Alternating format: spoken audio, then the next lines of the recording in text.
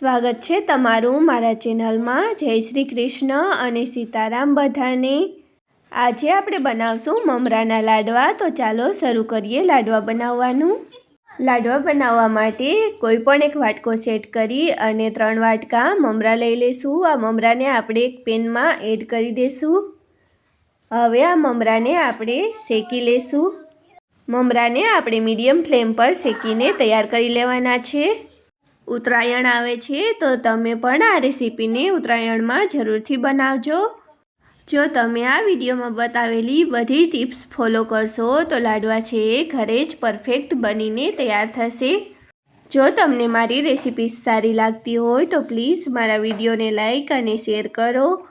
આવી જ નવી રેસીપીઓ શીખવા માટે મારા ચેનલને સબસ્ક્રાઈબ કરો। આ રીતે મમરાને શેકાતા 3 મિનિટ થઈ ગઈ છે। મેં મીડિયમ ફ્લેમ રાખીને જ મમરાને શેક્યા છે। જો તમે હાઈ ફ્લેમ કરશો તો મમરા છે દાજવા લાગશે અને સરસ શેકાશે નહીં। હવે આપણે મમરાને ચેક કરી લઈએ। આ રીતે એક મમરાને હાથમાં લઈ અને આ રીતે તોડશું તો મમરો છે તૂટી જાય છે, એટલે મમરા છે શેકાઈ ગયા છે। હવે આપણે ગેસની ફ્લેમને બંધ કરી અને મમરાને એક વાસણમાં કાઢી લઈએ। હવે એ જ પેનમાં આપણે 1 ચમચી જેટલું ઘી ગરમ કરવા રાખશું। હવે જે વાટકાથી માપીને આપણે મમરા લીધા હતા એ જ વાટકાથી માપીને આપણે 1 વાટકો ગોળ લઈ લેશું।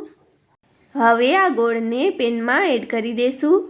મમરાના લાડવા બનાવતી વખતે આપણે વધારે પડતું ઘી એડ કરવાનું નથી। માત્ર 1 ચમચી ઘી એડ કરવાથી ગોળ છે એ તરામાં છોડશે નહીં અને સરસ ગોળનો પાયો બનીને તૈયાર થશે। એ માટે આપણે 1 જ ચમચી ઘી એડ કરશું।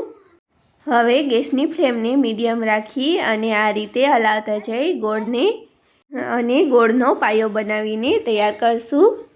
આ રીતે આપણે જેમ જેમ ગોળને પકાવતા જઈશું એમ ગોળ છે છૂટો પડવા લાગશે અને બધા જ ગાંઠા તૂટી જશે।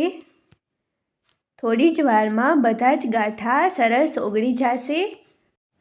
તમે જોઈ શકો છો ગોળમાંથી ગાંઠા છે એ ઓગળવા લાગ્યા છે અને ગોળ એક જેવો થવા લાગ્યો છે।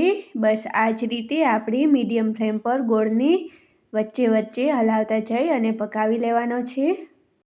હવે તમે જોઈ શકો છો ગોળની સાઈડમાં બબલ્સ થવા લાગ્યા છે। થોડી જ વારમાં આખા ગોળમાં બબલ્સ થવા લાગશે અને ગોળ છે આ રીતે લાઈટ થઈ ગયો છે।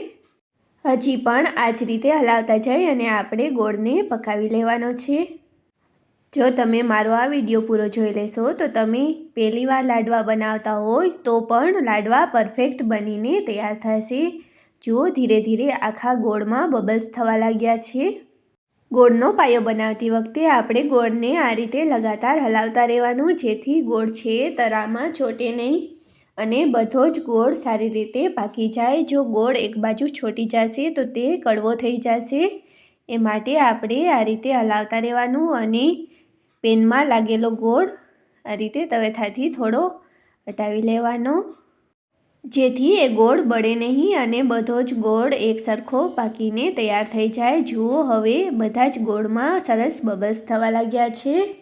હવે આપણે ગોળને ચેક કરી લેશું। ચેક કરવા માટે એક વાટકામાં પાણી લઈ લેશું। એમાં આ રીતે થોડો ગોળ એડ કરશું। આ રીતે પાણીમાં ગોળ એડ કરવાથી ગોળ છે ફટાફટ ઠંડો થઈ જશે। પાયાને આપણે સતત હલાવતા રહેવાનો છે। હવે વાટકામાં લીધેલો ગોળ ઠંડો થઈ ગયો છે તો આપણે એને ચેક કરીએ। ચેક કરવા માટે આ રીતે ગોળને ભેરો કરી લઈએ। હવે આને આ રીતે કપડી અને ખેંચું તો આમાં એક તાર થાય છે। પાયો હજી થોડો કાચો છે, આને આપણે હજી થોડો પાકવા દઈએ। તાર હજી થોડો ગોલ્ડન લાગે છે। હજી આપણે આ પાયાને 1 થી 2 મિનિટ સુધી પકાવી લેશું। તો આ રીતે પાયાને પાકતા 1.5 મિનિટ જેવું થઈ ગયું છે। હવે આપણે ફરી પાછો થોડો ગોળ પાણીમાં એડ કરીએ। ફરી એકવાર આપણે પાયાને ચેક કરી લેશું। તો હવે આપણે જોઈ લઈએ। તમે જોઈ શકો છો હવે ગોળ છે થોડો કડક થઈ ગયો છે। આ રીતે વાટકામાંથી ઉખેડવામાં થોડી વાર લાગે છે। હવે આપણે આને છૂટો કરીએ તો એકદમ ઝીણો અને સરસ લાંબો તાર થાય છે। આ રીતે તમે જોઈ શકો છો કેવો સરસ લાંબો તાર થાય છે આ પાયો છે. હવે આ પાયો પાકી ગયો છે. મમરાના લાડવા બનાવવા માટે આપણે આવો પાયો બનાવીને તૈયાર કરી લેવાનો. તમે આની કન્સિસ્ટન્સી જોઈ લેજો. જેમ જેમ ગોળ પાકતો ગયો છે તેમ તેમ જુઓ કેટલો લાઇટ થઈ ગયો છે. હવે આ પાયો સરસ તૈયાર થઈ ગયો છે. આમાં આપણે શેકેલા મમરા એડ કરશું. એકસાથે આપણે બધા જ મમરા એડ કરી દઈશું. હવે આ મમરાને આપણે આ રીતે પાયાની સાથે મિક્સ કરી લેવાના છે. ગેસની ફ્લેમને ધીમી રાખી અને આ રીતે મમરાને ધીરે ધીરે મિક્સ કરતા જવાના. થોડી જ વારમાં બધા જ મમરા સારી રીતે મિક્સ થઈ જશે. તમને મારી રેસીપીઓ સારી લાગતી હોય તો વિડીયોને લાઇક અને શેર જરૂરથી કરજો અને સાથે જ મને કમેન્ટ કરીને જરૂરથી કહેજો કે તમને મારી રેસીપી કેવી લાગી. જુઓ આ રીતે ધીરે ધીરે મમરા છે મિક્સ થવા લાગ્યા છે. હજી પણ થોડીવાર આપણે આ મમરાને મિક્સ કરી લઈશું જેથી બધા જ મમરામાં પાયો છે સારી રીતે ભળી જાય અને બધા જ મમરાનો સ્વાદ એક જેવો થઈ જાય. એ માટે આપણે પરફેક્ટ આ મમરાને મિક્સ કરી લેવાના છે. જો તમે હજી સુધી મારા ચેનલને સબસ્ક્રાઈબ ના કર્યું હોય તો પ્લીઝ સબસ્ક્રાઈબ કરી લેજો. આવા જ અવનવી રેસીપીના વિડીયો હું તમારી સાથે શેર કરીશ. હવે આ બધા જ મમરા મિક્સ થઈ ગયા છે. હવે આપણે ગેસની ફ્લેમને બંધ કરી દઈશું. તે પછી આ મમરાને ફક્ત 2 મિનિટ માટે ઠંડા થવા દઈશું. હવે આ પેનને નીચે ઉતારી લઈએ. લાડવા બનાવવા માટે આપણે હાથ ઉપર થોડું તેલ લગાડી લઈશું અને જ્યારે આ પાયો ગરમ હોય ત્યારે જ આપણે આના લાડવા બનાવીને તૈયાર કરી લેવાના છે. તો આ રીતે થોડા મમરાને હાથમાં લઈ અને આપણે લાડવા બનાવી તૈયાર કરી લઈશું. જો મમરા તમને વધારે ગરમ લાગે તો તમે થોડીવાર એને ઠંડા થવા દેજો. આ જ રીતે આપણે બધા જ લાડવા બનાવીને તૈયાર કરી લેવાના છે. જો મારી બેન દીકરીઓ કોઈ પણ પહેલી વાર આ રેસીપી બનાવતી હોય તો આ રીતે બનાવજો તો પરફેક્ટ બનશે. અને હું તમને આખા લાડવા વારીને બતાડીશ જેથી તમને પણ વિશ્વાસ થઈ શકે કે આ લાડવા પરફેક્ટ બન્યા છે. જુઓ કેટલા સરસ આ લાડવા બનીને તૈયાર થાય છે. આ વખતે ઉત્તરાયણમાં તમે પણ આ લાડવા ઘરે જ બનાવજો અને કેવા બન્યા એ મને કમેન્ટ કરીને જરૂરથી કહેજો.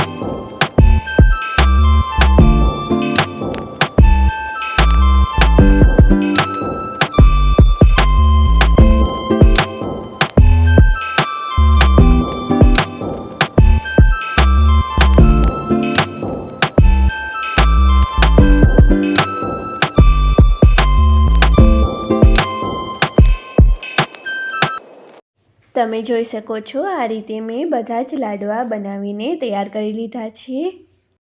જો તમને છેલ્લે લાડવા વાળવામાં થોડી તકલીફ થાય અને મિક્સર થોડું કઠણ લાગે તો એને ફરી પાછું થોડીવાર ગરમ કરી લેવાનું, જેથી સહેલાઈથી લાડવા વળાઈને તૈયાર થઈ જશે.